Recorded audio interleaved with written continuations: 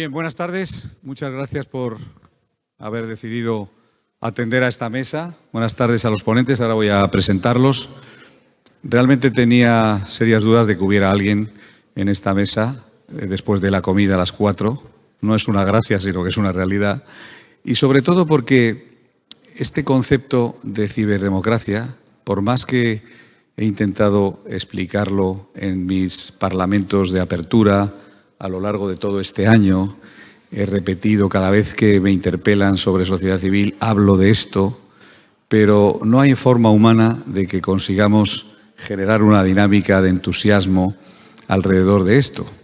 Vamos a intentar convencer a esta audiencia pequeña pero selecta de que esto es de lo más importante que estamos tratando en este Congreso. Y además va en serio. Esta mesa sobre la ciberdemocracia o el proyecto Ágora Ciberdemocracia, que desde Sociedad Civil ahora estamos intentando lanzar, desde hace ya un año en plena pandemia, hemos peleado mucho por ello, con grandes dificultades, pero estamos avanzando bien y creo que conseguiremos llevarlo a buen puerto, gracias al apoyo también de muchas de las personas que hoy aquí me acompañan. Voy a presentar rápidamente a mis compañeros de mesa. En primer lugar, Marta Lora Tamayo es catedrática de la Universidad a Distancia de Madrid y lleva mucho tiempo haciendo investigaciones muy provechosas sobre el campo que nos ocupa, del ejercicio de esta ciberdemocracia, de las plataformas digitales de comunicación y voto, y por lo tanto es una voz autorizada desde el mundo académico y también aplicado.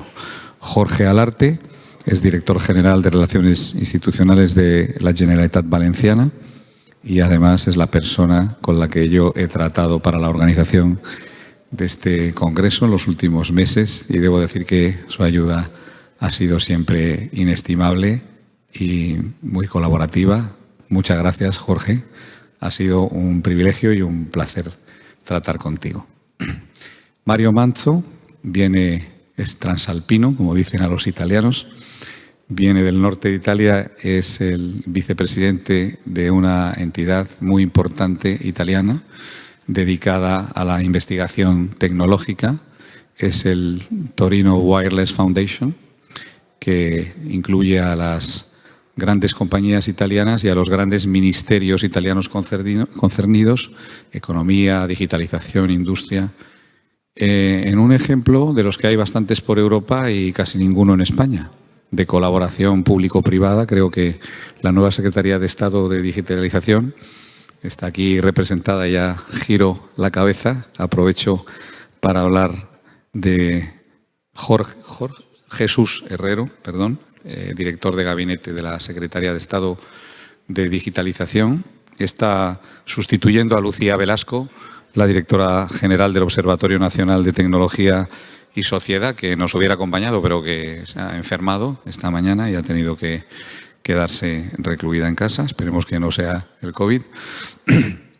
Y, bueno, decía que este nuevo ministerio parece que tiene otra mentalidad y esta colaboración público-privada de la cual este proyecto Ciberdemocracia podría ser también un buen ejemplo, pueda ser realidad, ¿no? También está Andrés Arias, director general de la Fundación de la Universidad Complutense, a cuyo patronato yo también me honro en pertenecer, catedrático de la Universidad Complutense, y también uno de nuestros partners en este proyecto de ciberdemocracia. Y por último está Manuel de Miguel, aquí sentado a mi izquierda, es mi colaborador más estrecho junto con Miriam Izquierdo, que también está aquí en el diseño de este proyecto Ciberdemocracia, del cual vamos a tratar aquí. Si han tenido la oportunidad de leer los bullet points que hemos definido para esta mesa de debate, son mucho más explícitos que cualquiera de los otros bullet points de las mesas alternativas, porque he tenido especial interés, los he redactado yo en persona, en explicar dónde estamos con este proyecto. Voy a intentar resumirlo muy breve y rápidamente. Y todos y cada uno de los que están aquí van a dar un punto de vista sobre este tipo de proyectos y sobre este proyecto en concreto, ¿no? Algunos de ellos, y se van a presentar y lo van a ver por sus presentaciones, son participantes en un consorcio que estamos intentando organizar para llevar adelante este gran proyecto de inversión y también de desarrollo de esta primera plataforma de participación ciudadana y corporativa. Ahora explicaré también que es una diferencia notable para la mejora de la gobernanza, de la participación en las cuestiones de interés general de la ciudadanía y también de los stakeholders o grupos de interés en las corporaciones.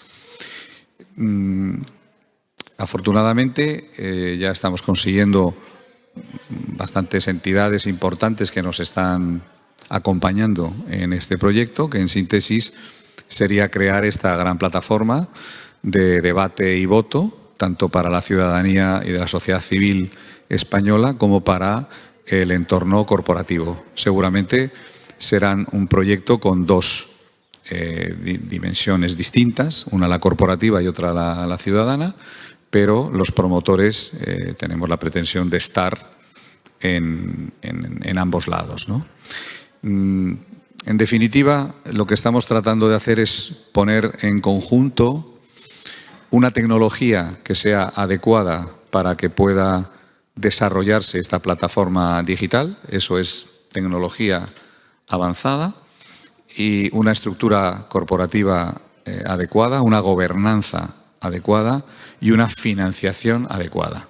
Nada puede hacerse sin dinero y estamos justamente diseñando un consorcio que inicialmente hemos concebido como un consorcio europeo para presentarlo en alguna de las líneas de financiación convencionales de la Unión Europea, que tienen un foco especial en este tipo de cuestiones, y la Unión Europea ha sido especialmente cuidadosa en transmitirle a la ciudadanía europea que quiere promocionar esto, que tiene fondos en cantidades importantes para que esto suceda, pero simultáneamente hemos aterrizado en el Next Generation Plan por fuerza de la pandemia, y también en el Next Generation Plan hay fondos que se pueden destinar a este tipo de actividades. Ya entro en un matiz importante, que es algo a lo que nos vamos a enfrentar en este consorcio promotor a la hora de dar los siguientes pasos, y aprovecho que está aquí el jefe de gabinete, nada menos que de la Secretaría de Estado de Digitalización, para plantearlo. Nosotros podemos crear un consorcio entre el Instituto de Turín, entre la Universidad Complutense, otras entidades que tenemos que ya son miembros de este consorcio promotor, estamos diseñándolo, y podemos hacerlo, como digo, frente a la Comisión Europea, en una de las líneas que hay previstas, no sé, el Horizon Europe o algunas otras que hemos estado mirando, o bien podemos presentarlo dentro del Next Generation Plan español, pero como un proyecto de composición europea. Eso es algo que también se contempla en los fondos de ayuda comunitaria del Next Generation Plan, e incluso se anota como un plus valor. Si hay países que desde su propio fondo de ayuda Next Generation son capaces de presentar proyectos que no sean solo nacionales, sino que tengan implicaciones europeas, es un plus, pero tiene, digamos, un origen de proyecto nacional con fondos europeos de composición europea. No es un consorcio europeo frente a la Comisión Europea. Ese es un primer dilema que vamos a tener que resolver.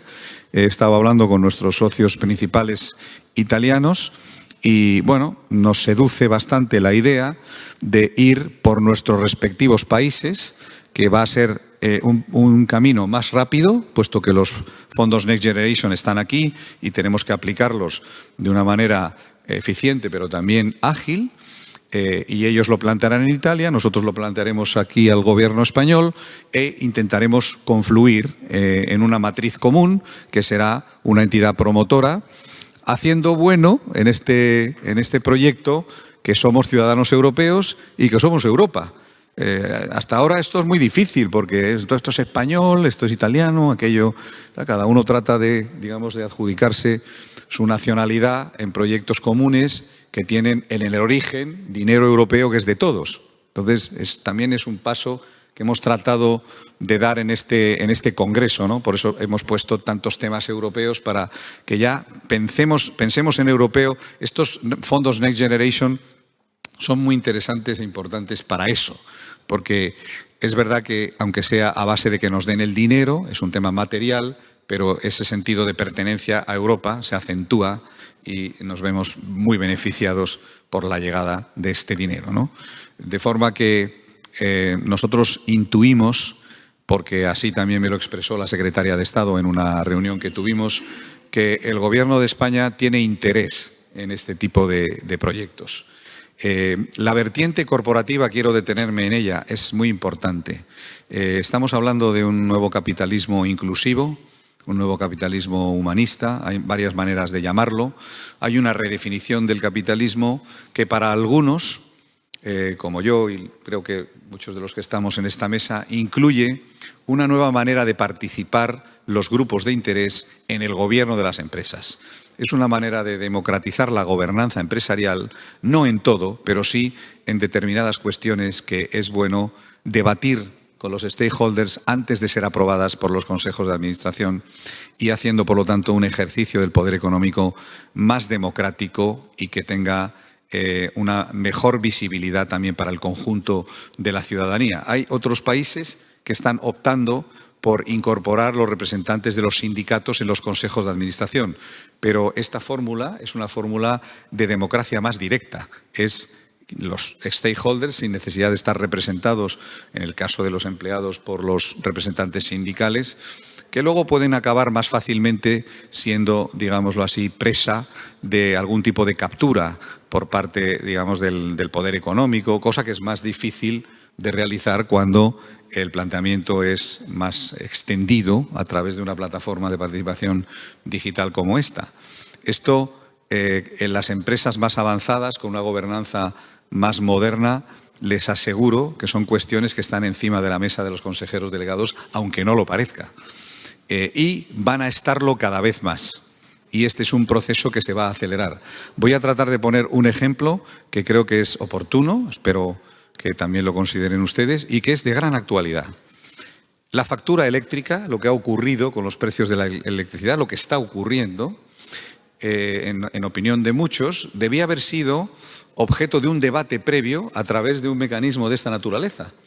Todos somos consumidores eléctricos, somos millones los clientes de las compañías eléctricas que podríamos y deberíamos haber participado a través de una plataforma de esta naturaleza con las compañías eléctricas en buena armonía en el debate sobre qué va a ocurrir en esta factura eléctrica, cuáles son los pros y contras de lo que está sucediendo, los porqués de las cosas, haber hecho partícipe a la gente de la problemática en lugar de haber hecho una transacción digamos, de mesa de ministro que encima ha salido fatal, o al menos hasta el momento presente no ha salido bien. La ciudadanía y los grupos de interés se sienten preteridos, se sienten, muchos de ellos, engañados, se sienten incomprendidos, y esto se puede resolver muy fácilmente. Es algo que además ayuda enormemente a la gestión empresarial. Yo, que también estoy en muchas empresas y en los consejos de administración, soy un convencido firme de que hay muchísimas decisiones empresariales que las empresas deberían apoyarse en sus stakeholders antes de tomarlas. Eso no quiere decir que tengan que suplantar los stakeholders al Consejo de Administración, que es soberano y que tiene la responsabilidad primigenia y última también respecto de la gobernanza de la empresa, pero hay muchos elementos coadyuvantes que nos pueden y nos deben permitir hacer las cosas mejor, igual que se lo exigimos a los políticos cada día, y seguro que Jorge luego va a hablar de esto, ¿no? Bueno, no me voy a extender más porque somos muchos y aquí lo más importante es lo que digan mis compañeros de mesa. Voy a pasar ya a un turno de intervenciones y, bueno, creo que ha quedado suficientemente aclarado lo que pretendemos. En este proyecto vamos a incorporar socios que también van a responsabilizarse de conjuntos de debates. Queremos presentarle al Gobierno de España o al Gobierno de Italia o a la Comisión Europea un conjunto de debates como pruebas piloto de esta plataforma. Uno que le vamos a delegar con mucho gusto a la Universidad Complutense, aquí representada por Andrés Arias, donde vamos a tratar de debatir y de votar eventualmente algunas cosas sobre el European Cultural Heritage. Es una cuestión que interesa mucho a la Comisión Europea.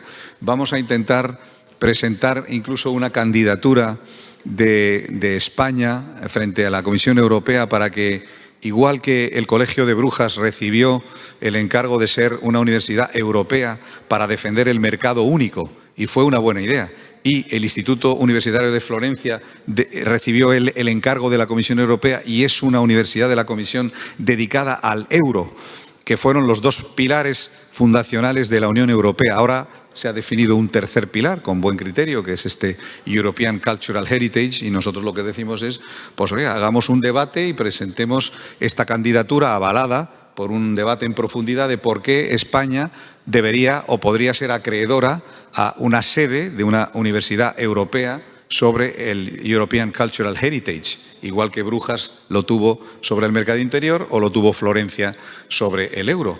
¿Por qué? España es una gran potencia cultural.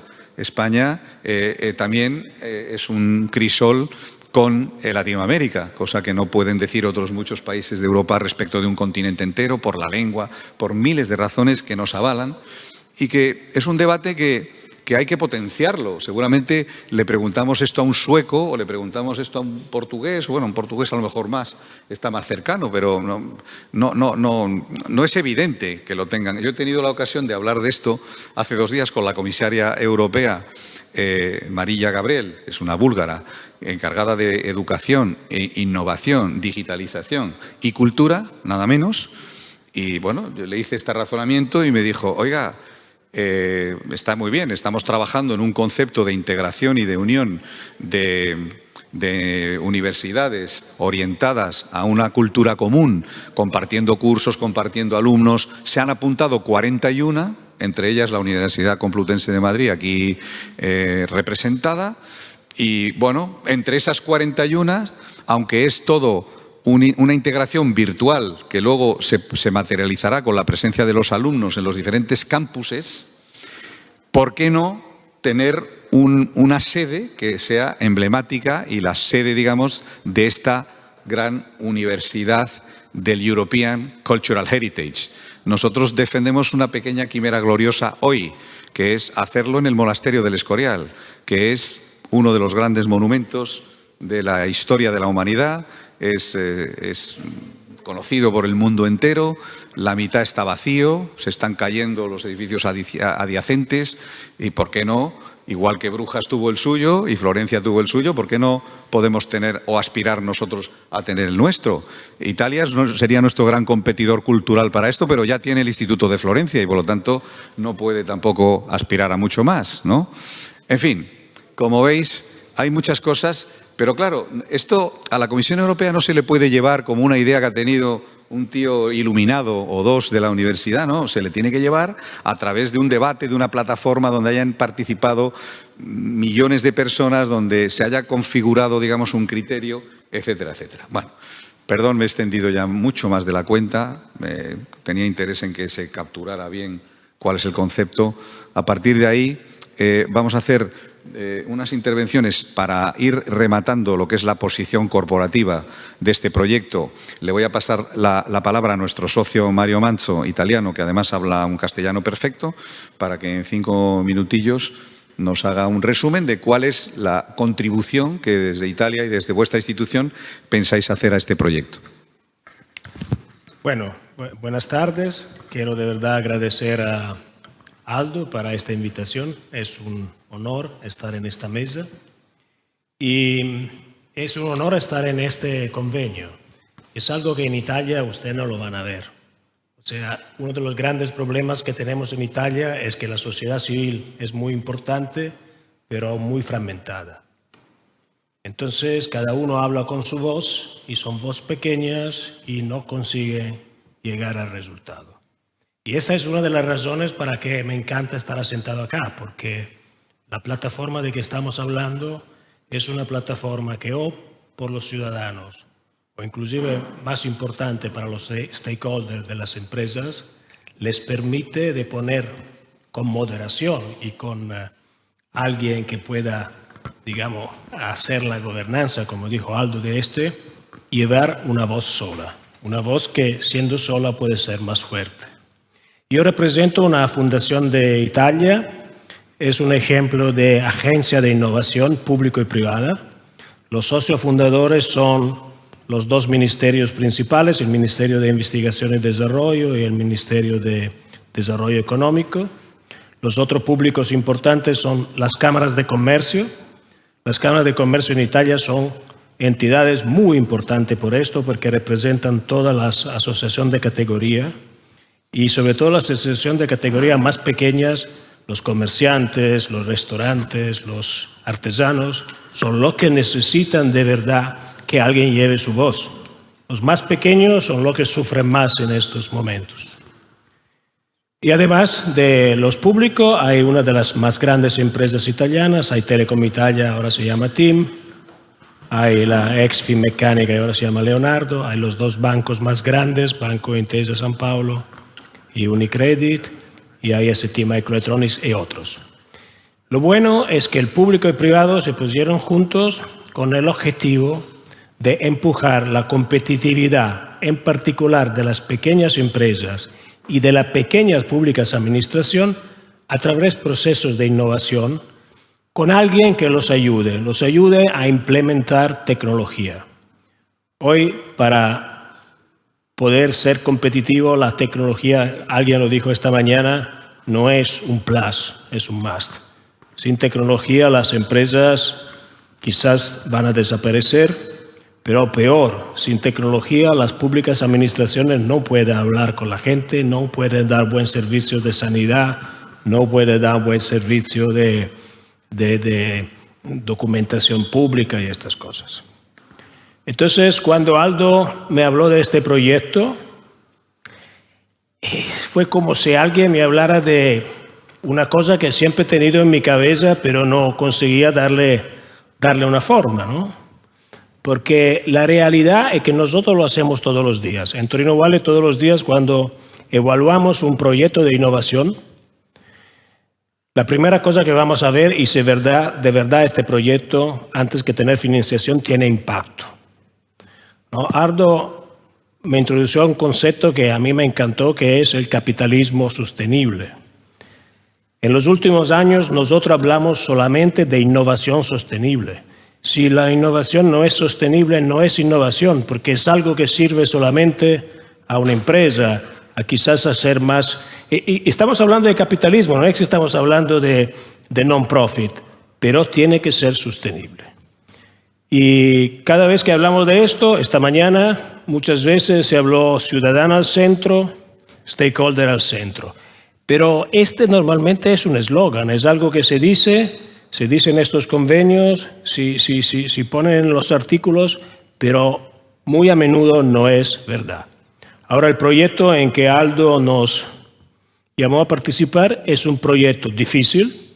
No es la tecnología es la cosa más simple acá.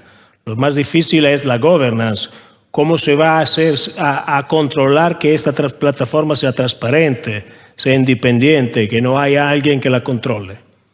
Pero si se consigue hacer esto, de verdad el digital puede dar una ayuda fantástica hacia la verdadera democracia. Nosotros lo llamamos democracia digital, pero es democracia. Entonces, con muchísimo gusto, la Fundación Torino Wireless, que es decir, el sistema de la innovación italiano, confirma que está encantada de participar en este proyecto y nos vamos a dar todo el apoyo, nuestro know-how. Acabo solamente diciendo que nosotros somos un cluster gold de la Comunidad Europea, pertenecemos al network de clústeres europeos, así que también podemos poner a factor común otros 30 clústeres de 30 países europeos. Muchas gracias, Mario. Voy a pasar la palabra a Andrés Arias, que es otro socio del consorcio. Adelante, Andrés. Muchísimas gracias, Aldo. Bueno, yo lo primero que quiero hacer es agradecer a Aldo, que es uno de mis patronos. Estoy rodeado de jefes, ahí tengo al rector, Tengo aquí a Joaquín Goyache, lo tenéis ahí, rector de la Universidad Complutense, Aldo Cese, que es patrono de nuestra fundación, un líder en todo y de quien aprendo constantemente, como de Joaquín, y aparte me divierto, ¿no? Quiero saludar también a la mesa y darle las gracias a Sociedad Civil Ahora por esta magnífica organización. La verdad que estamos muy a gusto y muy contentos. Se supone que venimos con el encargo de relanzar España. Ahora Romano Prodi nos lo ha puesto más difícil porque nos ha pedido que relancemos Europa y yo creo que esto lo podemos hacer, como muy bien ha dicho Aldo, a través de generar mecanismos de participación yo creo que política, ahora me referiré a lo que yo entiendo por política, y para que esta participación política sea efectiva, hoy ya sí contamos con las herramientas necesarias, las herramientas de digitalización que nos van a permitir lo que mi director de tesis, que falleció este año pasado y que era una bellísima persona, Florencio Jiménez Burillo, me decía cuando yo empezaba los cursos de doctorado. Decía, hoy en día es posible la democracia real, pero hay muchos impedimentos para la misma y tienen que ver con muchos intereses. Hay mucha gente que no quiere una democracia real. Y la democracia real está directamente vinculada con la política.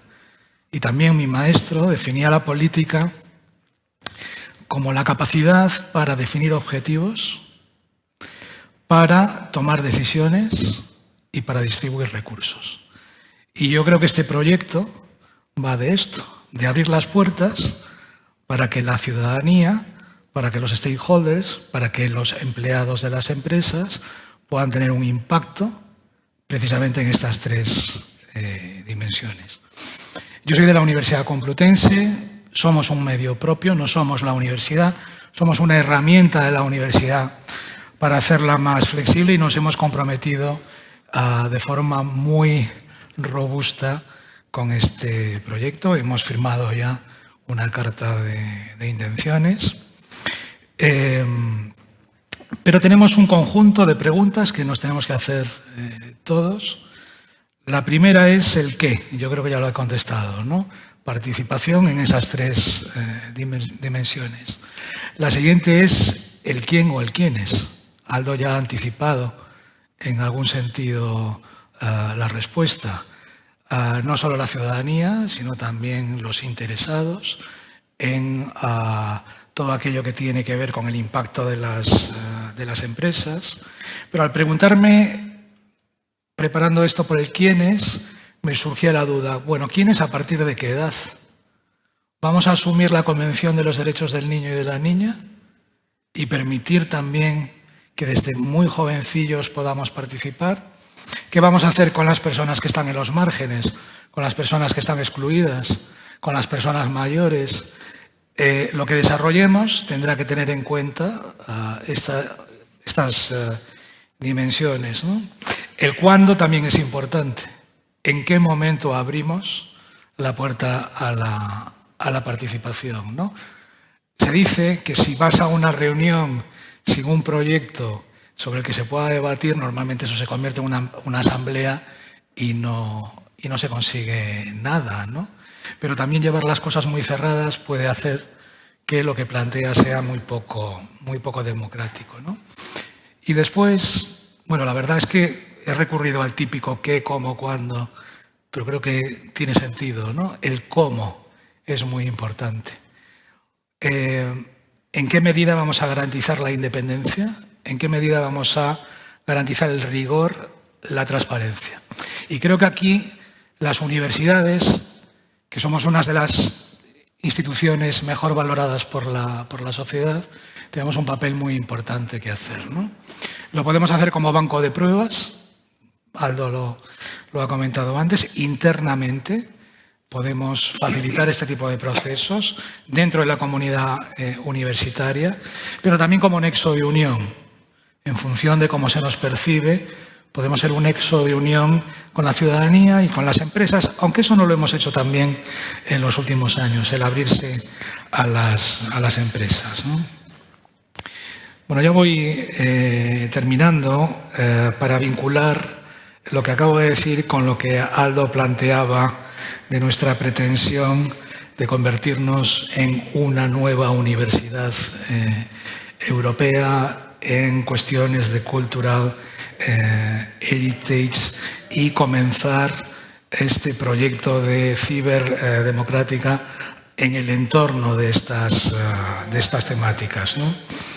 San Lorenzo del Escorial es un lugar que fue la capital de Europa en tiempos de Felipe II. Sigue siendo un lugar mágico, es un lugar complutense donde llevamos el año que viene 35 años celebrando nuestros cursos de verano. Es un lugar en el que se quiere a Europa y en el que los universitarios y el resto de la ciudadanía son muy bien recibidos. Y me voy a repetir ahora con lo que dijo Aldo. Tenemos la potencia cultural y además la potencia cultural europea. No pretendemos ser patrimonialistas en este sentido. La clave geográfica, que es un entorno maravilloso, y la clave del idioma, que es el español. Y la Comisión nos ha marcado el camino con la posibilidad de las universidades europeas. Nosotros pertenecemos a una Europa, que es una de las redes conformadas por estas 41 universidades. Y para terminar, hilando con lo que acaba de decir Romano Prodi, que me ha parecido muy relevante y muy sustantivo, debemos abrir esta universidad europea al arco mediterráneo, sin duda. Y con esto termino. Muchas gracias. Muchas gracias, Andrés.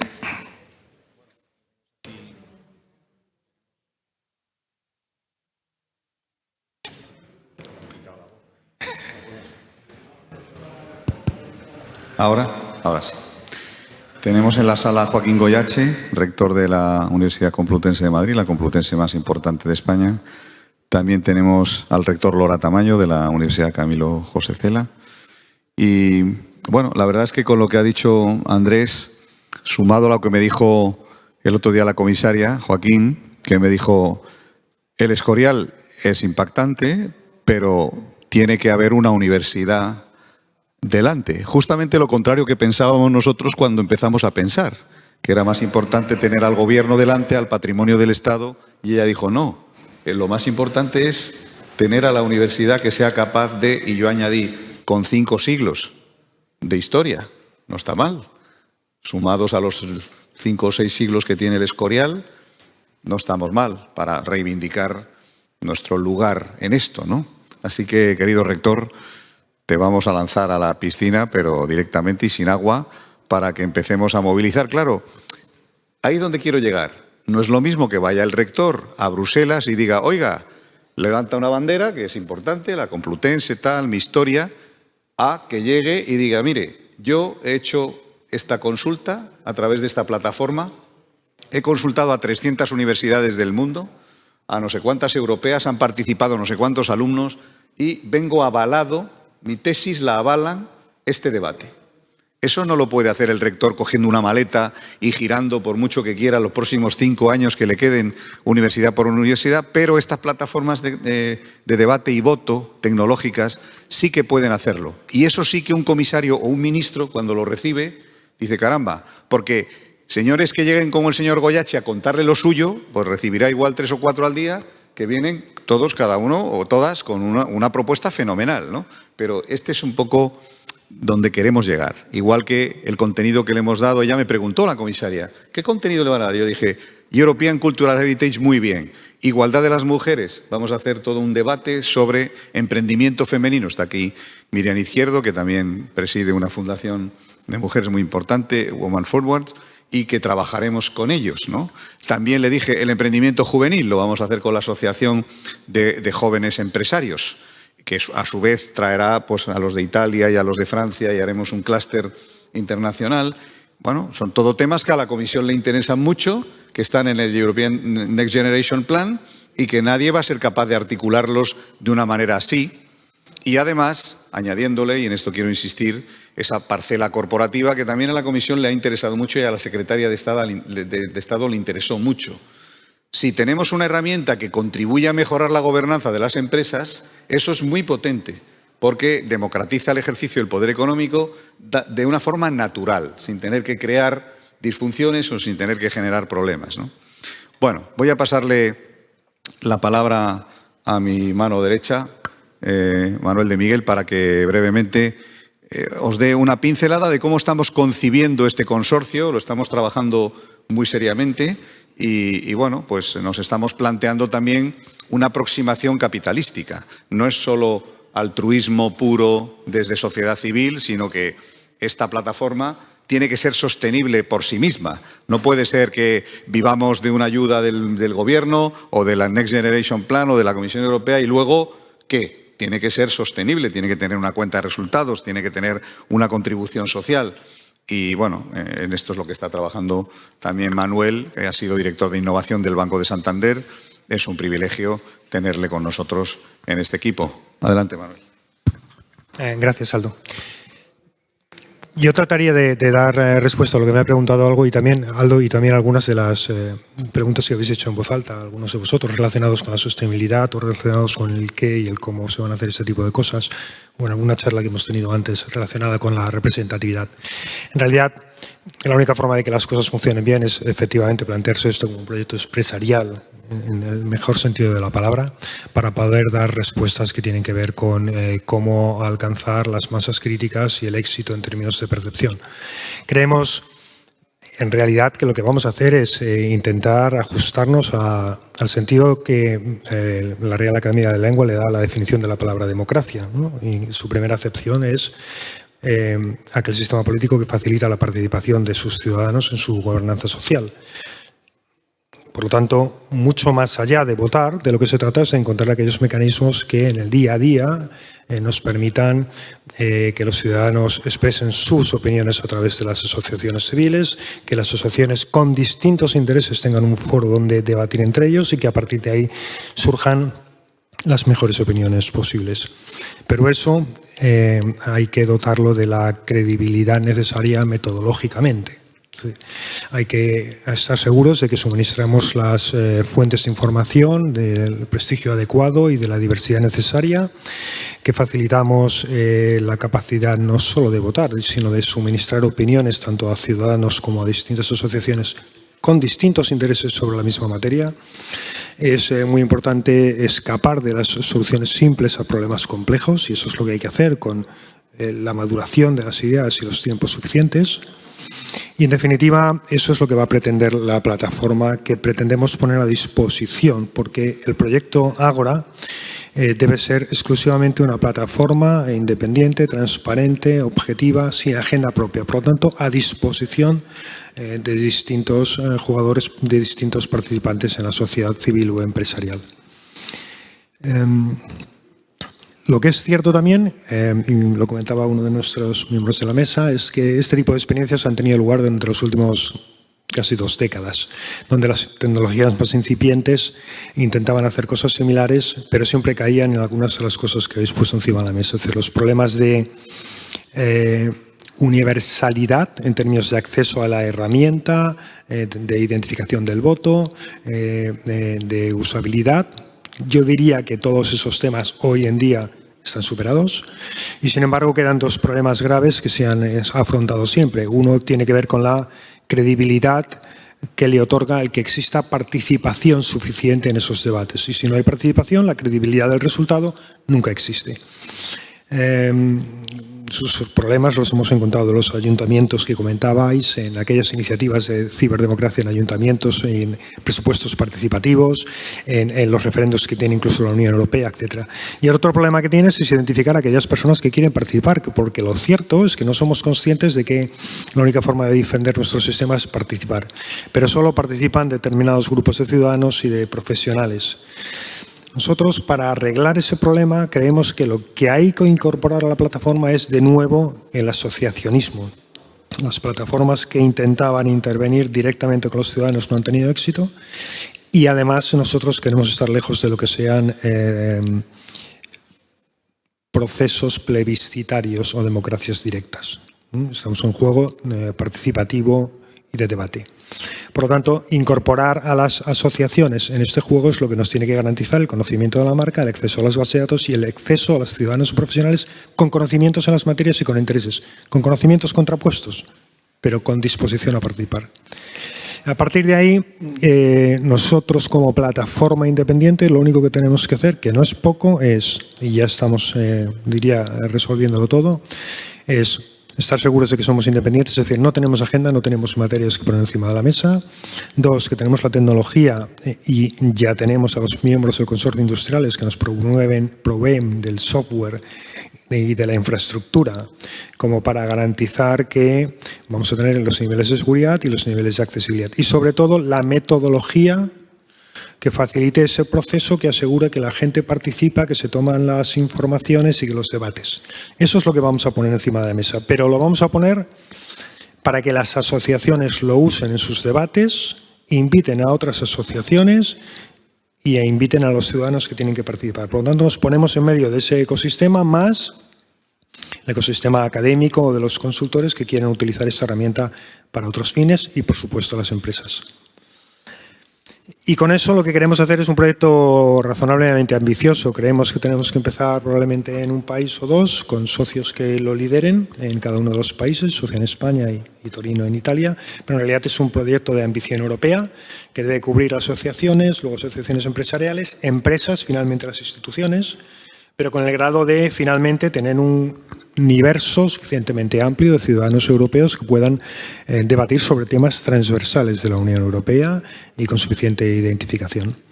Y para eso hoy diría que tenemos un grado de avance suficientemente amplio como para estar tranquilos de que esto va a salir adelante en términos de socios industriales, para tener la plataforma operativa durante el primer trimestre del año que viene.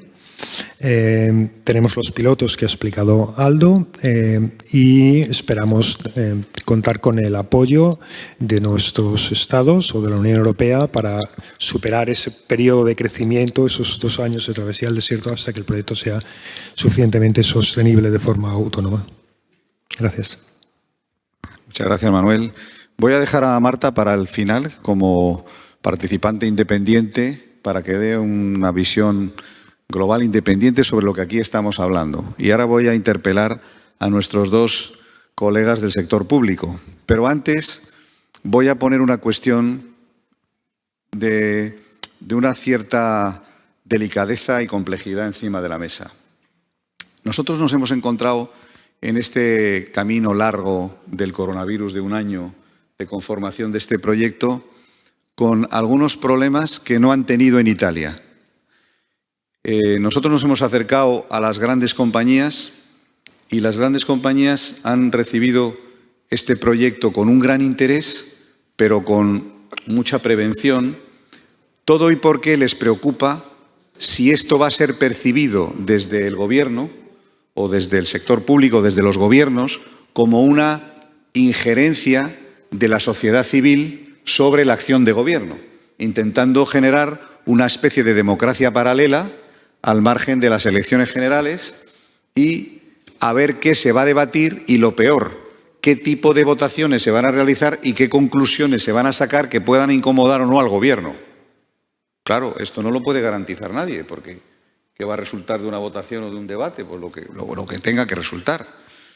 En Italia ese interrogante no lo han puesto porque tienen este organismo donde conviven el gobierno a través de sus ministerios más importantes y las grandes compañías, cosa que animamos a la Secretaría de Estado a impulsar, aunque solo sea para evitar este tipo de disfunciones que sí son muy profundamente antidemocráticas y que son el reflejo de un cierto miedo que se ha instalado en la sociedad española sobre la combinación entre la acción de las libertades de los ciudadanos y de las empresas con la acción del gobierno, lo cual es absurdo, porque yo he hablado con el gobierno de esto y está muy contento de que esto vaya para adelante. Entonces, es un poco, la gente se pone la venda antes de la herida, quizá porque no hay una comunicación o no ha habido una transparencia plena entre este tipo de intereses en estos debates que en España se consideran muy sensibles porque hay una democracia un poco irritada, ¿no?, por decirlo de alguna manera, ¿no?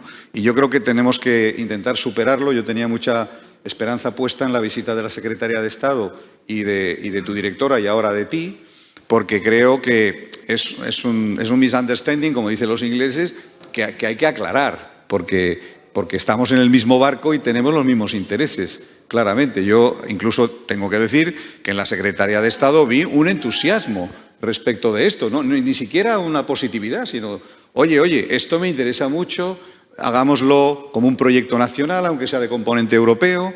Y aquí ha estado la Secretaría de Estado, se acaba de marchar, ha hecho el esfuerzo de venir y es una Secretaría de Estado muy comprometida. Ella es la voz del Gobierno, es como si fuera la ministra de Innovación, que lo hay en Italia. Aquí no hay ministerio, pero es como si lo fuera. Y por lo tanto, yo invito desde esta tribuna pública a todos los que nos estén escuchando que se tranquilicen, que esto es una cosa natural, normal, y que espero que el jefe de gabinete ahora también pueda expresarse en estos mismos términos. Y le voy a dar la palabra a él inmediatamente y luego a Jorge Alarte para que nos dé la visión también desde un gobierno muy potente y muy importante, que es el gobierno valenciano, que también tiene mucho que decir en todo esto en el estado de las autonomías español. Adelante. Tengo el micrófono, no sé si se oye. Bueno, en primer lugar, muchísimas gracias por la invitación. Disculpad que no haya podido venir Lucía, la compañera que además es especialista en procesos participativos, en ámbito tecnológico y, bueno, pero también por la parte que nos toca, pues sí que también he podido ver y he podido diseñar, he podido estar en diferentes elementos que van de la mano de esto. Y en primer lugar, lo que sí quería hacer era el agradecimiento, ¿no?, de poner esto, porque es una herramienta de interlocución fundamental entre agentes, ya sean económicos, sociales, públicos, privados, que en el que tenemos que empezar a tomar decisiones comunes, ¿no? Yo creo que en este país ya hemos vivido lo que significa acabar con participación, cuando hemos acabado con el diálogo colectivo, y hemos visto que las relaciones entre trabajadores entre sí, entre trabajadores y empresa, se ven claramente afectadas cuando no hay diálogo entre instituciones, entre trabajadores y entre diferentes estamentos, ¿no? También hemos visto cómo diferentes movimientos políticos y diferentes movimientos asociativos ven en el diálogo una problemática. Cuando estamos hablando de, por ejemplo, solucionar cuestiones fundamentalmente de nuestra genética territorial, de nuestra genética identitaria y de nuestra genética, sobre todo los retos de futuro, que deben de solucionarse con diálogo. Si es que además es un compromiso que me parece maravilloso. Pero claro, yo siempre, no sin pero, absolutamente, la cuestión es que, y además con el matiz que ha comentado usted de que se pone nervioso, pues yo creo que desde muchos estamentos se hacen cosas que pueden molestar no al gobierno, sino a la sociedad, que es a que este representa, y se hacen sin ningún tipo de problema. Pues, por ejemplo, despidos masivos, pues, por ejemplo, vulneración de derechos, pues, por ejemplo, acabar con la igualdad de género, pues, por ejemplo, atacar a la sostenibilidad ambiental del país. Yo creo que esos elementos también molestan y yo creo que el gobierno intenta hacer todo, o subir la factura de la luz o no adaptarse a una necesidad que es pública, notoria de la mayoría de nosotros. Así que yo creo que vamos, por mi parte, nosotros abiertos. De hecho, nuestro despacho, aparte de la carga de tramitación y de ejecución presupuestaria que tiene nuestra oficina, nuestra Secretaría de Estado, está abierta. Hablamos con muchos, desde la sociedad civil, asociaciones, colectivos, sindicatos, asociaciones empresariales, grupos empresariales, que siempre están pasando por la Secretaría de Estado para indicarnos sus preocupaciones y nosotros para comunicar las alternativas que ofrecemos a ellas. Y sobre todo también, por legitimidad, que es uno de los elementos que la participación necesita, encontrar caminos comunes y soluciones comunes entre todos, ¿no? Pero yo creo que la cuestión aquí es abrir un nuevo espacio que es participativo, evidentemente, recordando lo que somos, ¿no? Yo creo que en la identidad de nuestro país reside lo que significa como memoria participar. Juntos hemos conseguido muchas cosas. De hecho, la participación de los sindicatos ha hecho que este país tenga derechos laborales. La participación de las mujeres, que la mujer tenga un lugar preferente a la hora de ejercer sus derechos. Y yo creo que es fundamental entenderlo ahí. Pero claro, la cuestión está ahí en que tenemos que dar un paso más en cuanto a la exigencia. Es decir, el soporte, la plataforma, no es el fin. Yo creo que es el medio. Y tiene que darse como el medio. Y el medio lo que tiene que hacer es ayudarnos a superar escollos. La tecnología, en muchos casos, lo que tenemos que hacer constantemente es retarla. Es las cosas que nosotros no podemos hacer, lo hagan las plataformas, lo hagan las herramientas, lo haga la tecnología, que para eso está. Para las cosas en las que nosotros no llegamos, desarrollamos elementos tecnológicos que lleguen. Eso pone al ciudadano en el centro. Y yo creo que eso es lo que la Secretaría de Estado está. Y yo creo que hay un matiz interesante, que es la diferencia entre implicación y participación. Está el dilema este, no sé si habéis escuchado, del huevo frito con el bacon. La gallina participa, pone un huevo. El cerdo se implica, pone el bacon. Claro, yo creo que la cuestión de entender ahora que participar es dejarnos todo en la solución. Yo creo que el debate es fundamental, pero lo que es fundamental es enfocarlo en encontrar una respuesta y una propuesta que solucione el problema que hemos enunciado. Yo creo que es el elemento fundamental que ahora mismo la tecnología nos puede permitir. Y sobre todo educarnos en eso. Yo creo que ya vemos muchos foros en los que la participación consiste en opinar diferente al otro. Vamos a encontrar foros en los que se encamina a encontrar soluciones, aunque no sean las que más me gustan. Encontremos un espacio en el que también veamos que las necesidades confrontadas hay unas que son más importantes que otras. Ahí para mí puede ser una prioridad A, pero para otro en una situación mucho peor y mucho más vulnerable puede ser B, y es fundamental. Y yo creo que esa es la cuestión que la participación en la que afrontamos hoy como sociedades modernas, como sociedades maduras y como sociedades generacionalmente tecnologizadas en cada uno de sus estamentos y como reto de la Secretaría de Estado muchísimo más, entender qué es esto. Es decir, entender que la digitalización nos permite, sí, interactuar con cualquiera, pero también tener información. También saber cuáles son las prioridades que tenemos ahora entre todos. Saber ponernos en el lugar del otro. Saber comprender o obligarnos a comprender el punto de vista diferente. Y yo creo que eso, este tipo de ejercicios como el que estáis transmitiendo, me parece fundamental. Y además entender que la innovación es un elemento inherente a nuestro desarrollo como sociedad. Tanto pensemos en innovar, tanto vamos a crecer y tanto vamos a redistribuir derechos, redistribuir recursos, redistribuir calidad de vida, que yo creo que al final es el entorno que queremos. Y como eso es uno de los elementos, una de las primeras cosas que ha hecho la Secretaría de Estado ha sido poner la Carta de Derechos Digitales. Un proceso participativo. Un proceso con expertos, en el que no solo el Gobierno lo ha desarrollado, sino apoyado por expertos que han pensado de todo. Y además las discusiones han sido apasionantes, como pueden ser. Cada vez que se habla de derechos, son discusiones apasionantes, ¿no? Y la cuestión al final reside en esto. Y luego hubo un proceso de audiencia pública en el que ha habido participación, hemos asimilado, hemos integrado y hemos refundado un texto. Y en ámbito participativo, por ejemplo, hablábamos de la importancia de recibir información veraz. De que nadie se lucre y de que nadie se nutra de generar caos, de generar enfrentamiento, de generar enconamiento, de generar odio, cuando de verdad lo que tenemos que hacer es encontrar soluciones. Que yo creo que es la gran clave que nos diferencia y de que dota de valor a la participación y dota de valor al debate. Porque si no, al final, pues sería como hace muchísimos siglos en el que solamente debaten los que pueden debatir. Los que no tienen que estar todo el día doblando la espalda, los que no tienen que estar todo el día trabajando, los que no tienen que estar con los hijos, los que tienen que estar con otras preocupaciones. El debate es un bien común, igual que el espacio digital. Y tiene que someterse a las dinámicas comunes. Y eso es lo maravilloso de estas nuevas oportunidades que tenemos enfrente. Y eso es lo maravilloso de lo que tenemos ahora. Otro de los debates, de los elementos fundamentales, tener educación digital. Poder avanzar como individuos y como sociedades. Porque al final el colectivo o la individualidad es la suma de muchos retos, de muchas ambiciones, de muchos procesos de cambio personal, de muchos procesos de cambio ambicioso de lo que tengo al lado. Porque no podemos olvidar que al final la clave es esta, ¿no? Yo creo que la clave de participar reside en que me duele algo lo que le pasa al otro. Porque es que si no, no tiene sentido participar. Al final, si yo hablo de participar por un elemento plástico, que lo que nos puede llevar este ámbito de la digitalización, que al final nos quedemos en la superficialidad de que parece que todo el mundo participa, pero que nadie se implica. Y yo creo que el camino al que debemos ir, al que debemos encontrarnos, al que debemos enfocarnos es ese. Porque ¿sabes también lo que nos permite la digitalización? Identificar necesidades. Y yo siempre he pensado que donde hay necesidad, por obligación, y desde donde el sitio en el que estamos, y Jorge lo podrá compartir, tiene que nacer un derecho. Y estamos ante la mayor oportunidad que nunca han tenido las sociedades para poner derecho donde antes nadie podía identificar necesidades. Y es la cuestión que tenemos que tener. Y siempre entender que hay prioridades. Que hoy puede ser que no me toque ganar a mí para que mañana pueda ganar otro. Y yo creo que esos son los valores que poner al ciudadano en el centro es poner lo mejor del ciudadano en el centro. Lo mejor que hemos construido como sociedades, como colectivos, como comunidades. Porque yo he visto, desde pequeño además, porque he participado en un movimiento asociativo, que no es que haya fracasado, yo creo que ha conseguido muchísimo, ¿no? De hecho, nuestro país es lo que es gracias pues, a muchos movimientos vecinales, a AMPA de padres y madres que se han movido para que al compañero o a la compañera que no tenía boli y cuaderno poder ayudarle, ante la necesidad de que iban a echar una vecina, la gente se ha aglutinado en torno a ella para ayudarle y para que no hacerlo y para que no pasase, ¿no? Y yo creo que eso es lo maravilloso de la participación, cuando conseguimos que lo que uno solo no puede hacer, lo conseguimos entre todos.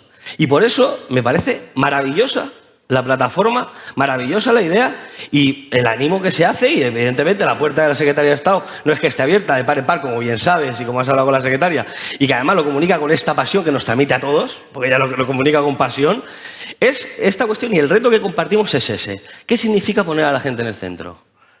Es poner lo mejor que podemos hacer entre todos. Poner los valores que nos han hecho avanzar y no quedarnos en lo peor que hemos hecho, que nos ha hecho enfrentarnos, que nos ha hecho perder, que nos ha hecho derrotarnos, que nos ha hecho perder recursos, porque es el egoísmo, que reside en mirar solo el uno, porque es la venganza, que es el no, lo mío no ha sido lo prioritario, lo del otro.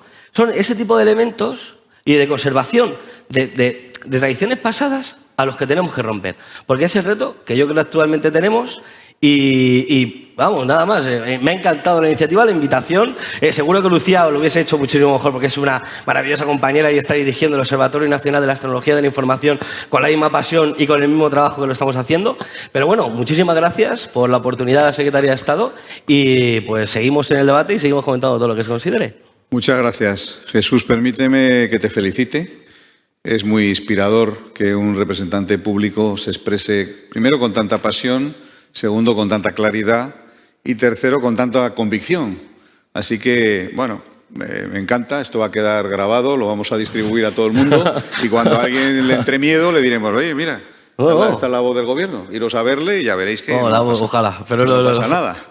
Bueno, pues voy a pasarle ahora la palabra a Jorge Alarte. Antes quiero también agradecer la presencia en la sala de Álvaro García, es el director general para Europa de McGraw-Hill, que es la mayor casa editorial del mundo, pero no solo es la mayor casa editorial, sino que además es la mayor casa de educación digital del mundo. Por tanto, una gran potencia, también forma parte de este consorcio que estamos organizando, también para tranquilidad del Ministerio. Vamos a estar muy apoyados por pesos muy pesados del contexto internacional, que tampoco son fáciles de convencer, pero que gracias a Álvaro también y la alta dirección está muy implicada. El otro día también estuvieron en una call con la comisaria europea y dieron su apoyo institucional, que no es poco, hablando de un líder mundial que tiene a 50 premios Nobel que trabajan en exclusividad para ella, dotando de contenidos a la plataforma en la que ellos van a participar y que la parte de educación, junto con la Universidad Complutense de Madrid, la van a llevar ellos. Estamos hablando de un proyecto de gran envergadura, muy serio.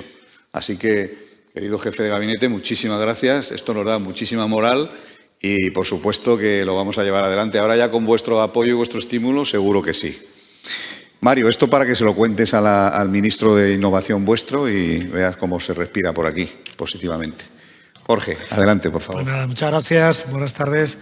Y me van a permitir que lo primero, en fin, nobleza obliga, le dé las gracias públicamente a Aldo por sus palabras iniciales, por su agradecimiento. En fin, yo solamente he cumplido con mi deber.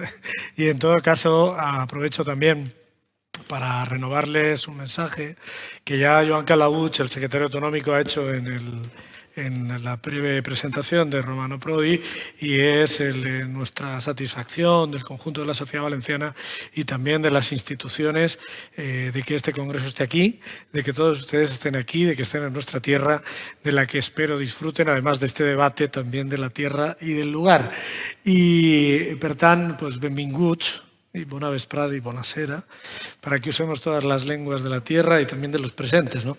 Y además de esas gracias a Aldo Olcese, quiero decirles también que creo que es una oportunidad y yo creo que la participación, y arranco, es sobre todo la capacidad de que expresemos opiniones diferentes, ¿no? Creo que lo homogéneo, desde luego, es poco participativo, ¿no? Y este congreso me parece que es una oportunidad para escuchar voces de diferentes ámbitos, diferentes espectros, desde la ciencia, la academia, la universidad, también desde los espacios políticos y nosotros, insisto, estamos muy satisfechos de que estén ustedes aquí, de que esté la sociedad civil y del esfuerzo que ha hecho Aldo y también permítanme un acto de humildad y modestia. Si en algo no hemos estado a la altura de lo que se corresponde o merece el evento, pues también anticipamos las disculpas. Seguro, ya les aseguro solemnemente, que como buenos humanos hemos cometido algún error. Entonces, insisto en este mensaje de humildad y también de agradecimiento. Dicho esto, yo les voy a romper un poco la línea, ¿no? Porque lo demás, si hiciera algo que fuera diferente a lo que voy a hacer, pues sería un poco honesto desde el punto de vista intelectual, ¿no? Yo les voy a contar modestamente nuestra experiencia. Nosotros, como gobierno autonómico, lo que hemos planteado y lo que hemos hecho, y me van a permitir que haga un esfuerzo de síntesis en aquello que puede ser algo diferente a lo que han hecho otros gobiernos autonómicos, ¿no? Porque contar lo que han hecho otros igual, pues tendrá poco interés para el debate y para el Congreso. Desde el punto de vista de los valores que inspiran nuestras políticas de participación ciudadana o de participación política, que en realidad es lo mismo. Pues desde el punto de vista de los valores, después de la defensa de Jesús Herrero, de la apasionada defensa, yo solo tengo que adherirme incondicionalmente. A nadie se le oculta y, en fin, no pasa nada, es una cosa súper buena, ¿no? Él y yo somos del PSOE, como ustedes ya saben. Entonces, desde el punto de vista de los valores, no les reiteraré, porque evidentemente ambos dos gobiernos los compartimos al milímetro. Dicho eso, ¿qué es lo que nosotros nos hemos planteado en materia de participación ciudadana? Nos planteamos una cuestión de concepto que se la resumo en 30 segundos. Participación ciudadana ha de ser indefectiblemente, desde la perspectiva del espacio público y de la administración, en suma a transparencia. No puede haber participación ciudadana sin que haya transparencia en la acción del Gobierno, porque si no, solo es un pedacito de la acción del Gobierno que enseñamos o proponemos para que se hable o se discuta. Por tanto, sumen ustedes a la idea de participación, desde nuestro punto de vista, transparencia en la gestión. Los gobiernos de cristal, fuertes y duros, pero donde todo es visible. Sumen también a esa idea de transparencia la de calidad democrática. Permítame que proponga sumar esta idea a la idea general de participación política y de participación. Al final, la participación es aumentar la calidad democrática de nuestro sistema político y reforzar la legitimidad y la viabilidad de lo que nosotros defendemos con absoluta convicción, porque nos sentimos parte de ella. Me refiero al modelo político de la Constitución española de 1978. Cuando digo padre, me refiero evidentemente al gobierno que represento y también a la fuerza política que le sostiene.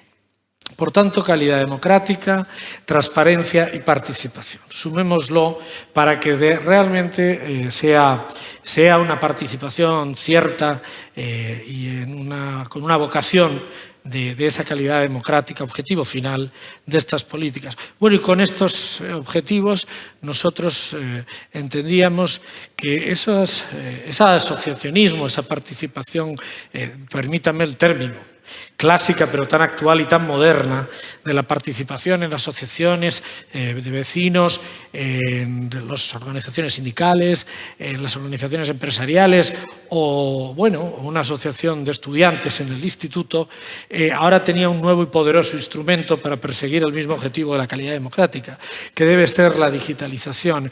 El debate seguramente ya no esté en ninguna de esas asociaciones solamente de cualquier barrio de España o de la Comunidad Valenciana, sino que el debate también está en Twitter, en Facebook y en las redes sociales y en la manera de participar esta nueva que tenemos en nuestra sociedad tan instantánea, inmediata y abierta. Por tanto, creamos 3 instrumentos y voy concluyendo. Creamos un instrumento al que llamamos GVA Oberta, pueden ustedes entrar y verlo. ¿Y ahí qué hacemos? Pues el gobierno de cristal, la transparencia. Pues mire ustedes, lo que vamos a hacer, por ejemplo, en la GVA Oberta es que cuando sociedad civil nos entregue la justificación de esta subvención, pues ustedes las podrán comprobar milimétricamente ahí. O yo me fui cargado por el presidente de la Generalitat a unas reuniones el jueves pasado a Madrid y bueno, pues ahí tienen ustedes la factura del café que tomé, el menú que tomé, que no puede ser más de 20 euros por nuestras normas de austeridad.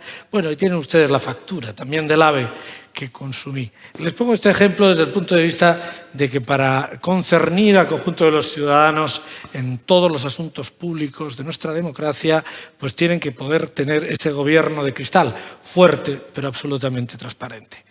La transparencia, pueden ustedes consultar ahí en GVA Oberta todo, en nuestra declaración de la renta, para evitar, ya saben ustedes estas cosas de que hay que colgarla, pues directamente autorizamos a que la agencia tributaria en un escrito la cuelgue automáticamente allí sin ni preguntarnos, ¿no? Para que ustedes vean, ¿no? Por tanto, transparencia, democracia, calidad democrática.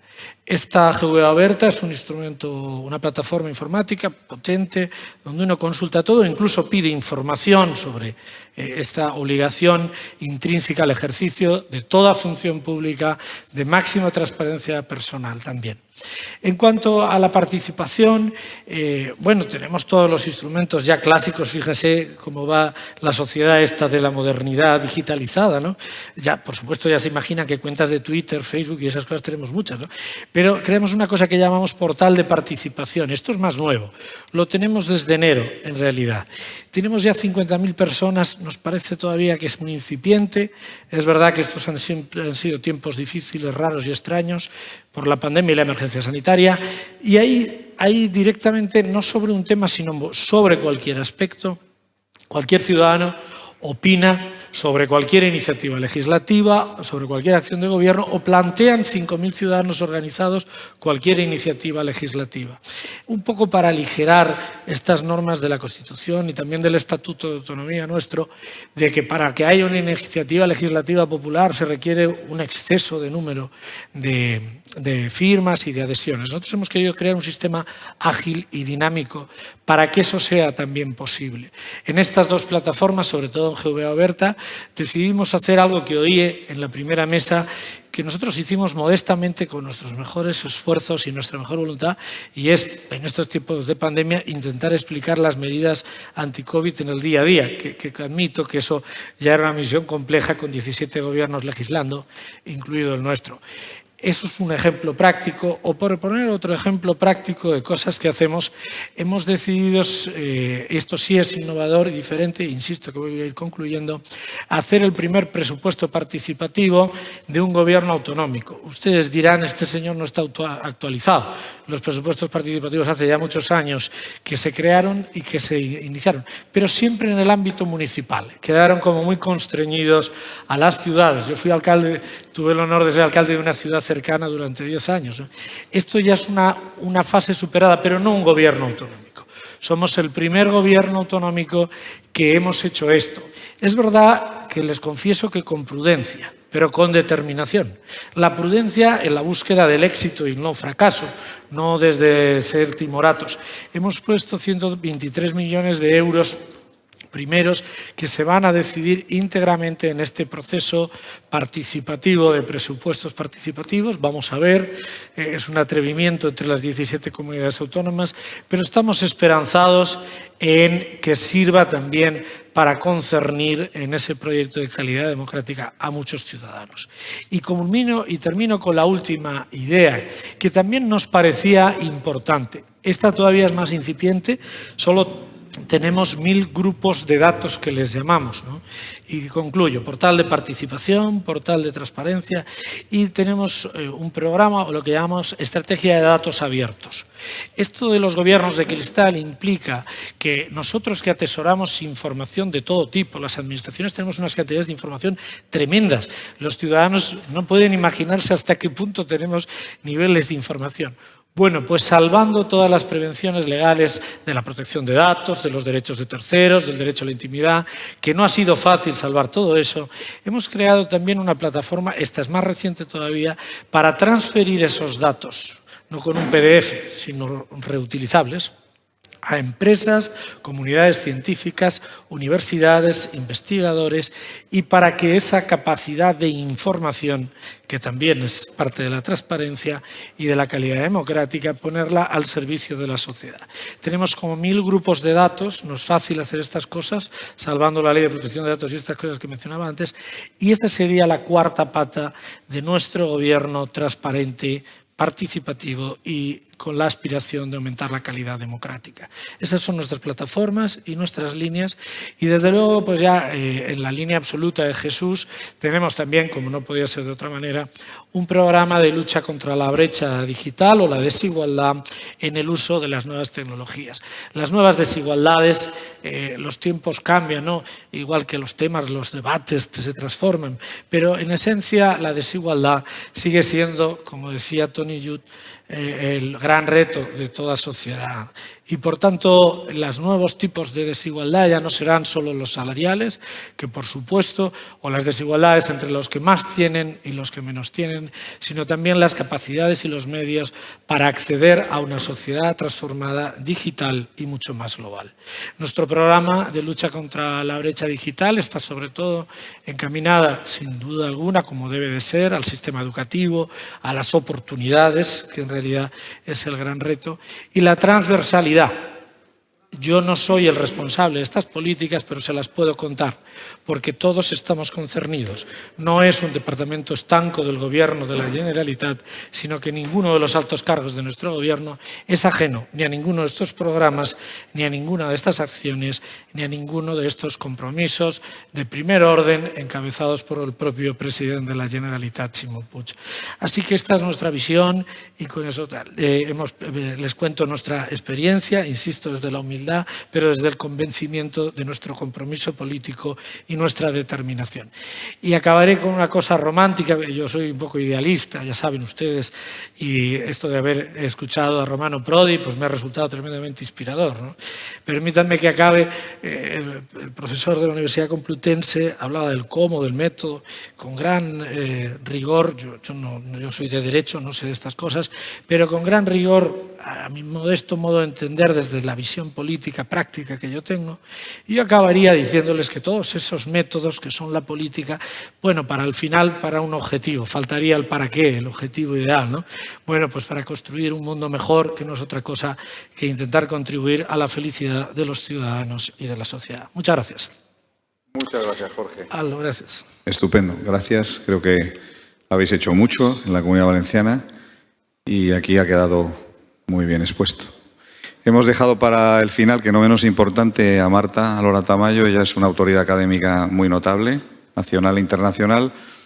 Marta, ¿qué opinas de todo lo que aquí se ha dicho? Bueno, yo no quiero primero provocar lo que suelen provocar todos los procesos de participación, que es la fatiga participativa. Y después de 1 hora y 3/4 escuchando a tanto sabio, lo que voy a intentar es ser lo más breve y concisa posible, ¿no? En primer lugar, y visto desde fuera todo el proceso, me parece fascinante. Y yo comenzaría con algunas alusiones conceptuales que se han hecho además a lo largo del día, ¿no? Es decir, en el que casi el mantra de la participación ha estado presente en todas las charlas, precisamente en la de Romano Prodi, ¿no? Que ha comenzado hablando de que estamos en un momento en el que estamos viviendo una democracia participativa, que jurídicamente este concepto, yo que soy jurista administrativista, no termina de encajar, sino que, por una parte, se nos ha ofrecido siempre un modelo de democracia representativa al uso, en el que los mecanismos de participación eran unos mecanismos muy sencillos y muy básicos, es decir, que siempre se producían previamente a la toma de decisiones y sin ningún tipo de connotación decisoria o vinculante, ¿no? Es decir, se producían en la fase previa. Y ese ha sido el modelo o el arquetipo de democracia representativa. Por otra parte, teníamos el ideal o aparente ideal de los países nórdicos, de democracias directas, y digo aparentemente ideal, ¿no? En el que parece que todas las decisiones son tomadas a partir de referéndums con la complejidad que eso conlleva, ¿no?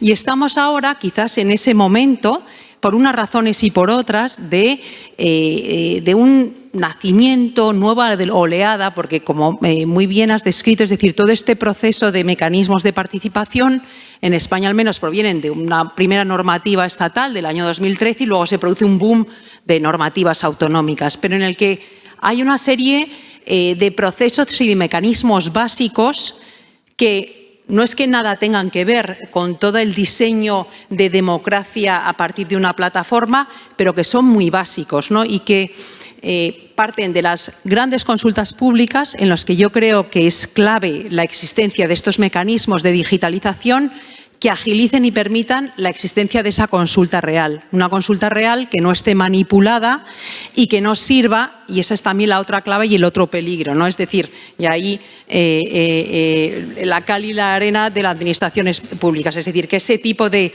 consultas públicas que aparentemente pretenden mejorar la calidad democrática, lo que pretenden es justificar una decisión política que es impolíticamente correcta porque no la quiero tomar, y entonces disfrazo de democracia participativa una decisión consultada, manipulada para llegar a la decisión que se quiere tomar. Esto ha pasado además en gobiernos de un lado y de otro. Lo tuvimos, por ejemplo, en el caso concreto, que es el urbanismo al que yo me dedico, en la Plaza de España, con esas fórmulas distintas que se plantearon. Hemos visto algún tipo de resoluciones, además, en el que hay un gran movimiento en cuanto a la consulta, pero en el que luego hay que tener muy claro, desde una perspectiva del ordenamiento jurídico y el procedimiento, la decisión no es vinculante. Al final hay un acto administrativo y hay una decisión política que se tiene que tomar, ¿no?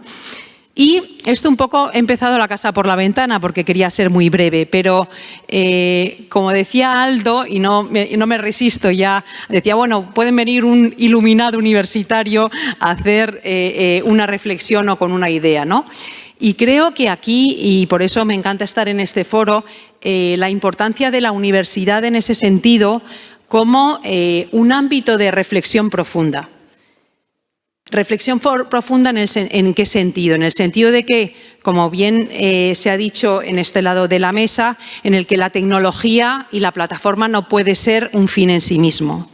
Y por eso yo creo que es necesario plantear y estudiar y ver casos comparados de experiencias participativas y plataformas o asociaciones que han tenido éxitos y fracasos, ¿no? Así, yo, por ejemplo, y eso ya les cuento y termino con esto, ¿no? Yo comencé a estudiar la participación pública de una forma reactiva porque no me la creía. Es decir, pedí un proyecto de investigación para decir, no voy a acabar con esto, pero diciendo, pues voy a criticar esto porque ya al final pues tengo la fe del converso en el que realmente ha transformado mi visión. Sin embargo, en ese recorrido sí que vi, por ejemplo, sí que he estudiado experiencias que creo que son muy interesantes porque nos llevan la delantera en ese caso, como es el modelo francés. Es decir, tenemos el modelo francés, la llamada politique de la ville, que surgió en los años 60-70, en el que a través de toda una serie de mecanismos participativos y de ingeniería social muy concreta, lo que ocurrió es que la gran intelectualidad francesa retroalimentó esos modelos, pero desde la perspectiva del éxito o no de esas políticas de participación, lo hemos visto en las banlieues parisinas, que ha sido un auténtico fracaso. Y además viví, mientras hice la tesis, en una banlieue parisina de este estilo. Por otra parte, sin embargo, tenemos otros modelos, como es el modelo inglés, es decir, el de la Localism Act reciente, transforma un modelo de participación que se venía haciendo durante ya bastantes décadas, en el que realmente hay y no me gusta nada esta denominación, pero empoderamiento de la población. ¿Por qué? Porque se les permite decidir, por ejemplo, el ámbito en el que quieren actuar y realizar su plan local. Aquí realmente hay una decisión directa, acompañada siempre de un grupo de expertos, que también es la clave, ¿no? Es decir, la necesidad de los grupos de expertos que acompañen en todos esos procesos de participación. Entonces, ¿qué es lo que, desde esa perspectiva de experta independiente, veo de todo este proceso? Yo creo que, primero, la clave de la existencia de un cuerpo de expertos profesionales que quieren introducir debates de manera seria y no manipulada.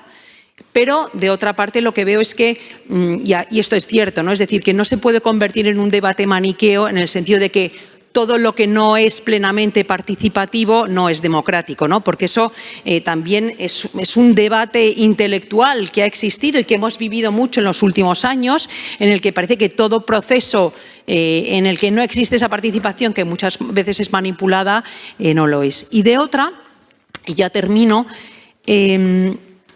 es cierto que, y en este es un ámbito concreto, ¿no? Pero yo creo que es trasladable en muchos otros ámbitos de la sociedad, la inexistencia de foros o ámbitos de participación, tanto en el ámbito privado como sobre todo en procedimientos que canalicen estos procesos, a lo que está conduciendo es a una judicialización de los conflictos.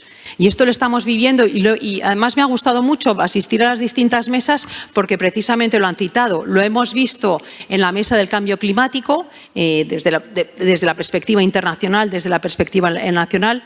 Lo estamos viendo en el debate educativo y yo lo vivo día a día porque es a lo que me dedico en el debate urbanístico. Y la participación tiene mucho que ver con esto, es decir, el lograr este tipo de decisiones políticas y jurídicas en sedes previas, es decir, ese consenso en un ámbito previo de diálogo real en el que se pueda llegar a una solución, ¿no? Es decir, una solución consensuada, ¿no? Y no que luego llegan las asociaciones, llegan los empresarios y no ha existido ningún tipo de debate, ¿no? Entonces, para eso yo creo que es fundamental desde una perspectiva también jurídica, idear ese tipo de mecanismos en los que también las decisiones que se tomen sean vinculantes, porque si no lo que genera es de lo que hablaba y de lo que ya estarán ustedes absolutamente embebidos después de estas 2 horas, que es de esa fatiga participativa. Pues nada más, muchísimas gracias.